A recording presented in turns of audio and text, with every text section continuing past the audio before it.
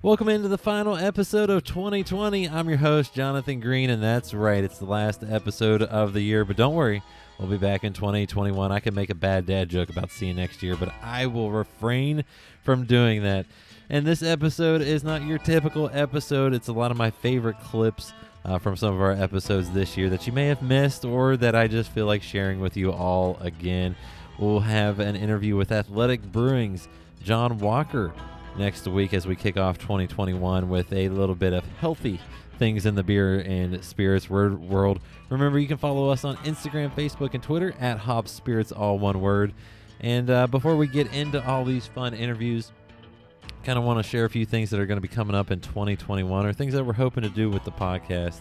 Whether this is your first time listening or you've listened to all 25 plus episodes through the year, you can expect to see more Instagram TV style episodes, particularly specialty type episodes like our bar conversations.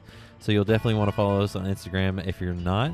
We'll also be doing some fun things with the podcast, such as some more review type episodes where there are several of us talking about things. I don't want to give too much away as we work on finalizing a few of those details. And that will be both on the spirits and the hops side. So whether you're a beer lover or a spirits lover, we'll be doing it both ways. And we'll also be having some fun giveaways. I'm for sure about that.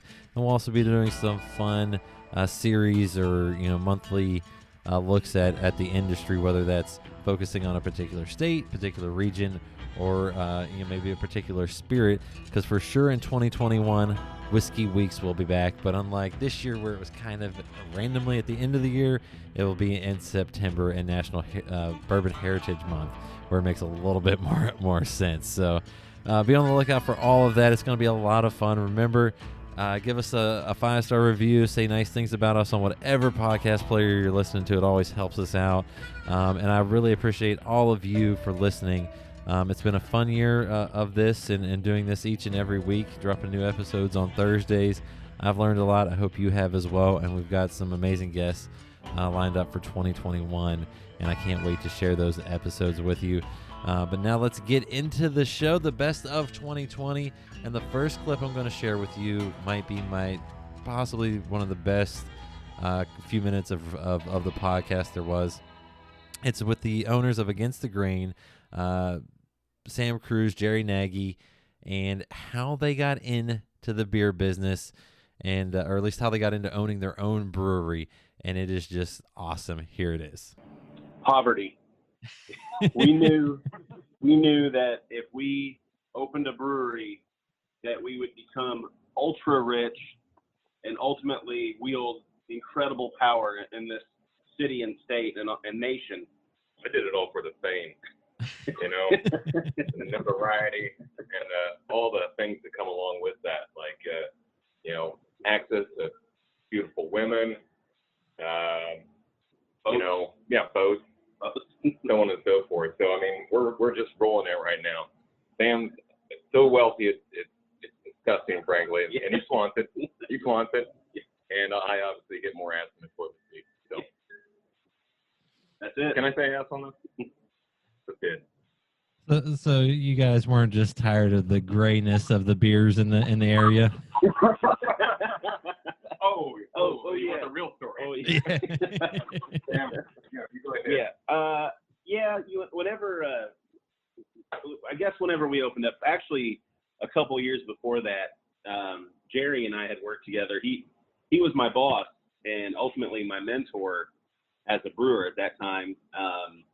And I have to say, it was really exciting because I was working with possibly one of the best brewers in the world. This stuff he was making was crazy good. And we both knew it. Everything that was limited time or specialty was flying off the shelf, out of the taps.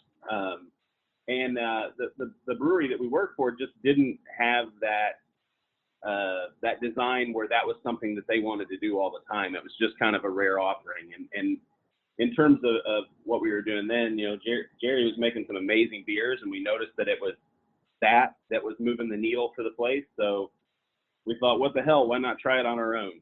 However, there was some catalyst to that. primarily a pirate statue and a salad bar. And I'll let Jerry talk about those. Okay. All right. Well, yeah, he's right. The salad bar was a big part of the reason we left. I think it was a couple years ahead of time before we left. The people in the brewery asked, not the people in the brewery, the restaurant side, the owner said, hey, we need to get younger people in here. And so they bounced a lot of ideas about management and everything else about, maybe it's parties, maybe it's something else. But then they arrived on getting a salad bar in, because there's nothing the young kids love more than salad bars. If you drive by Frisch's on a Saturday night, all the kids are hanging out there and so on and so forth. You know that. Well, they're not, because it wasn't it. And so there was a salad bar there, and you had to walk by it every time you went out of the brewery. And it was a sad salad bar. It wasn't even like a good one, like a Whole Foods or something. Those salad bars. Those are high class. This one wasn't any good. It's crap. And so it was embarrassing. Every time you walked by it, it was just another time looking in the mirror of embarrassment every time we walked by it. And so that was kind of the start. Like maybe this isn't the place. Maybe this direction isn't going where we would like to go. And then the final kicking the ball. Yeah, I guess you could say. It was the pirate statue that showed up. And before that, times were a little bit harder for the restaurant. They had just opened up another location, and we weren't even supposed to use like chemicals and stuff to clean because it was too expensive. But all of a sudden, out of the blue, comes a 6-foot pirate hooker statue.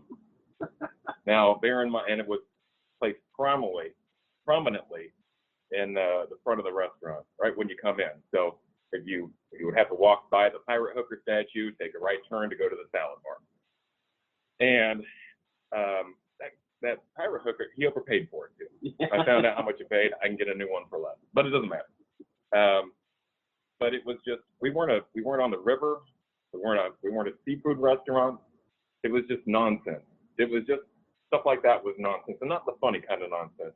Kind of like the cringy, I'm not sure what's going on here nonsense. So that was when I think Sam called me. I was coming in, and he thought I would say, "Oh, it's okay. The old man wants the pirate statue. It's fine." I said, "It's time. It's time we start looking around. It's time." And so there's some other things that happened during that time, but those were the two things that really pushed us out the door. Sam and Jerry were such a blast. That was a fun interview. They're just loads of fun. You can tell that with the names of beers they have, and just, their personality shines through. And if you want to check out that full episode, which I highly recommend, it was our 10th episode, Against the Grain, with also a 6-pack of questions with Alex Wilson. It was our 10th episode. It was a really fun one. It was kind of a high mark for me, as I never thought I'd hit 10 episodes, let alone up to number 29 now. Another really fun one for me was with Middle West Spirits co-founder and distiller Ryan Lang, and how his family's history ties into their business, and what a unique history that is. Here's the clip. Yeah, my family is a group of immigrants, some from Ireland, by way of Scotland, Northern Highlands, and then some from Northern Italy near Milan, immigrated, some before the Civil War, and then one side of the family, and then on my mother's side of the family in the early 1900s. That family that came from Northern Italy, it was just a way of life. Europe's rules were a lot different than the United States rules, but yeah, it was definitely something that they brought with them. Whenever I told my grandfather, who taught me what I originally had known about the category, as far as what to do, leave it at that. He told me where his old equipment was too. So I was able to fish that out of some dark hole in the world. And we actually ended up turning it over to Vendome when we were creating our continuous still, and they ended up recreating it for our Spirit Safe. So very cool roundabout way to bring some of the heritage into the legal realm, I guess, at least. And then, I read, and you kind of touched on it there. Did you really have to dig up your first distilling equipment from the family farm? Am I correct on that? this thing was buried in a lot of stuff. When I asked about it and I wanted to fix it and just see what it was more. We had already gone down the path of ordering our first still from Germany. We were already moving forward, but I was surprised that we had anything still. There's a huge curiosity around it, and he told me literally the mark exactly where it was. He knew where it was after all these years, and I went and I fished it out, and it was black. I mean, it was disgusting. So it took me a good week just to get it cleaned up. But I physically dug it out of the ground. So I love that story. And I mean, you guys, that is a true history of, I think it's kind of neat to see you continuing on, legal or not, but continuing on something that your family's done for generations. Yeah, it's been passed down to me from my grandfather. He was taught by his father, and then I don't know how far back it goes over in Europe, but I'm sure it's considerable ways. My family's background is all in agriculture, so farmers and masons and things like that. So it was just a way of life, and it's a pretty cool heritage. I was really proud to bring it forward, and that's actually, we named the bourbon after him, my grandfather, the Michaelin Reserve. That was his last name, Ronald Michaelin. I just love it when businesses are able to tie their history, whether that's family or not, whatever that history is, into their business, because it's so cool to hear those stories. And I just love that about Ryan and Middle West Spirits. You got to check them out. They were part of our Whiskey Weeks. That's the Middle West Spirits episode with Ryan Lang. Another one that has some cool history is with Tim Lusher and Sig Lusher. Now, it wasn't really part of our main interview, but he just had to share this story about who the brewery is named after, and that is Sig Lusher. And it is an amazing story about a court case, and I'll just let Tim explain it away. And I'm going to lead with you with a court case, Jonathan, that we kind of tell people when they come visit us. And if people that aren't listening or that are listening don't realize that, yes, you can get arrested for drunk driving a horse, also a lawnmower and other small implements. But a horse particularly, because the argument's always made that the horse knows its way home, but yeah, you're controlling the horse. In Sig's time, obviously you can arrest somebody, but then you got to prove they're drunk. So the fact that it went to court, it came to just say, a grade school pissing match. No, you didn't. Yes, I did. No, you didn't. And so obviously the gentleman pleaded not guilty to being drunk. By the time they could try him, he was sober. So they didn't really have proof that he was drunk at that point. But they were determined to prosecute. So they brought in the local expert on drunkenness, which would have been Sig, as the expert. Actually, they labeled him the expert on alcohol production, I think, but brought him to testify in this trial over this drunk horseback riding. And we are luckily with Google, we are able to bring up a lot of our history now. It's all been digitized, so we can actually look through the court papers, the newspapers, etc. This one particular court case was documented in the local paper, and for whatever reason, it was documented in phonetic English. And I'll kind of try to paraphrase the transcript and give you a very terrible German accent at the same time. So Sig was asked, was this gentleman drunk? And he's like, well, gentlemen, I do not know if this man over here is drunk or not. I can only tell you that what I drink every day. And in the morning, I have about 6 beers. Lunch, no more than 6 beers. Afternoon, about 6 beers. And dinner, no more than 6 beers. So I cannot tell you if this man is drunk, but I can tell you that if any man gets drunk off beer, he's a damned hog. Don't know if the gentleman got off or not with that testimony, and I can't really tell if that really helped him. But what we took out of it was anything less than 24 beers a day by Sig's calculation, you're good to go. I love Sig's math. I love how he explained it all. I'm hoping that the man got off in the case and was found innocent or not guilty. But that is a great story, and they have a ton of history there at Sig Lusher in Frankfort, Kentucky. If you're visiting the Bourbon Trail, you need to check them out. It may not look like the biggest, craziest brewery on the outside. It's a nice little facility there, but it's got some good beers, some older style beers, and it was just a really fun chat with Tim, and then also Dylan Greenwood, their head brewer there. You got to check out that episode with Sig Lusher.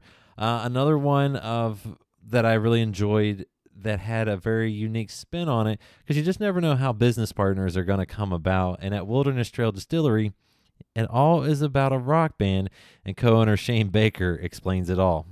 Well, it's interesting. Our story is entangled with friendship and a band. So Dr. Heist and I were in a rock band together back in the 90s. He was actually a career student, still going to school to get his, PhD. I was in kind of corporate America, and in between that, we had a rock band that we were just trying to, make happen, and we were having a lot more fun than we were anything, of course. And through that experience of, us cutting the CD and different things and dealing with the bandmates, both Pat and I, not only did we have really a strong friendship, but we kind of noticed we were both strong entrepreneurs, and we were both really embedded in science, and we had passion for bourbon, and we just shared a lot of similarities. And so it was just really kind of this, fortuitous, fork in the road opportunity. He had been at Pikeville Medical College for a few years. I'd been in a capital venture situation to where, we were exiting that business, and it was just time to do something different. And we came together over a napkin, designed out this whole distillery plan, flipped the page, and realized we'd spent all of our money on band equipment. So it fell apart almost as quick as we got it put together. But before we left that table, we committed to each other that we got to find something that we're good at that we can afford to do. And almost in the same breath, it was like, well, if we can't beat them, we join them. Why don't we be consultants? And Firm Solutions was born. And so we really had a strong understanding of the sciences. I'm a mechanical engineer. Pat's a microbiologist. So we were the perfect storm of ideas. I'm always looking on the outside of the pipes. He's looking on the inside of the pipes. And we had this unique approach to solving distilleries, breweries, wineries, production problems, quality problems, efficiency problems, just right out of the gate. So it was just this perfect marriage born over a nice, neat drink of bourbon. And I'm also guessing the band didn't exactly take off like you all had hoped. No, it didn't. Now, we had a huge following in Kansas for some reason, maybe 10 or 15 people out there. But no, really, the band didn't go anywhere for us. Not that we weren't any good. We thought we were better than we were. It just didn't have probably the passion or the opportunities for us to really highlight what we were good at. But I mean, it seems to have worked out okay for you all now, right? I mean, I'm It just absolutely guessing. did. It absolutely did. We're blessed to be where we're at today. There's no doubt about that. Shane shared some great stories. Another clip that is well worth your time. You need to really just check out the full episode with Wilderness Trail's co-owner and distiller Shane Baker. Was about how he was when he was younger, visiting his grandparents, and they put all the kids in the basement. And unbeknownst to the parents, that's where his grandparents' whiskey collection was, and they got to sample some high quality stuff. I'll just leave it at that. You definitely need to check out that episode. You need to check out them all, but that's a really good one too, with some really cool stories. And our last clip of the best of 2020 comes from Pretentious Glass and Beer's Matthew Cummings, and it's about how he, had been working, toward, doing this side business of beer barware, and did he ever really think it would get this big? And it's not exactly the answer you expect or how it all happened. Hell no, absolutely not. Yeah, no way. Even like if you would have told me this like 6 years ago that where we are now is where it would end up, I wouldn't have believed it. Having the opportunity, like it really literally started as like a side hustle. I was hoping to sell like 20 or 30 glasses a month and be happy with that. And that's what we hit when we opened up the Etsy shop. And I was like, oh, this is so awesome. This is what a successful Etsy shop is like, like making like $500 or $600 a month. And then several months later, when we got featured on Huffington Post and Food Beast, I was actually doing a pop-up show at Against the Grain. Just like they let me set up some glasses at a table and sell, to the patrons coming in. And so I'm like literally this starving artist, like with all of my glassware, like, please give me money so I can go buy beer, And then my phone at the time, Etsy had this, and I don't know if they still do. They had this sound notification when you sold something. It would do like an old school cash register and go like cha-ching, So I'm sitting there, and all of a sudden my phone just starts blowing up like cha-ching, cha-ching, cha-ching, cha-ching, cha-ching, and I'm like, fuck, I'm like trying to mute my phone. I'm like, damn it, phone, you are not helping right now. Like, why are you making these money noises? No one's buying anything. Like this guy, I thought about buying something, and all of a sudden heard a bunch of money noises coming out of my pocket. I mean, and so I get home. I didn't know what was going on. I start getting congratulations from people who I hadn't talked to in years. And I get home and Google, myself, and then that came up with the Food Beast, and then HuffPost, because it was like the website version. And I thought it would say Huffington Post. So I was reading it like HuffPost. Okay, I don't know what that is. Whatever. Blah, blah, blah. And then I go like, I'm like, wait, that's not Huffington Post. Yes, it was. So it went from selling a handful, 20 or 30 glasses a month to like 200 or 300 glasses literally that night, and then staying, doing it part-time to doing it 80 hours a week. And we were back ordered 2 or 3 months for like the next 2 years until we opened up the shop here and was able to expand our production. And then that volume demand stayed, which was crazy with it being this kind of viral beginning, that the level didn't have that crazy peak. We're able to grow it slowly into something that it is today, where we've got this great community of artists that get a living wage from doing this and be able to learn the craft and be able to be taken care of and giving the opportunity to develop themselves as artists, because that's really what it was about from the beginning, was a way for me to offset and make some more consistent income, so I could be a glass artist. And so that's what we use for our staff here. It has to have this kind of ulterior motive kind of vibe. It was a blast talking to Matthew, and if you haven't checked it out, you need to. Pretentious Glass. They do some amazing things with glassware, whether it's for beers, whiskeys, you name it. They do some amazing work. You need to check them out. That's Pretentious Glass. And also you need to, if you're down in the Knoxville, Tennessee area, check them out there. They've got a store, and they also have a brewery, Pretentious Beer, where they do some fun things with beer. It was a great episode. It was a fun interview with Matthew, and talking beer and barware was kind of an unexpected treat for me. I hope you enjoyed our Best of 2020 episode. I know it's just 5 clips. I could have picked a ton more, but I wanted to keep it only to 5. Like I said, if this is your first episode, second, third, or even if you're listening to all 29, I hope you have enjoyed all of them. And if this is one of your first ones, go back, check out some of the older ones. A lot of good interviews, a lot of Kentucky breweries, but we also then hit kind of a little bit outside of the state, and kind of have now gone a little bit more national with it all, especially on the spirits side of things. So make sure you give a listen to all of our past episodes. There's a lot of good ones, a lot of fun interviews with a variety of topics involved, and we'll be doing more of that in 2021. And remember to check us out on Instagram, Facebook, and Twitter at Hobbs Spirits, all one word. And if you're not following us on Instagram, for sure, you might miss out on our Instagram TV shows like Bar Conversations, and there might be a few others coming in 2021. Don't want to give too much more away on that. And don't forget to check out our partners in crime, One Sip Beer Review. You can find them on Instagram at One Sip Beer Review. They do new daily beer review videos, and they do some cool giveaways, and they have a whole lot of fun. And every now and then you'll catch me doing a beer review. So, check them out. One Sip Beer Review on Instagram. And I'll throw this out there. Another podcast that I really think y'all should check out is Dad's on the Deck. It's a fun one about millennial fathers, and you'll get a good laugh out of it. And you'll probably learn a few things as well.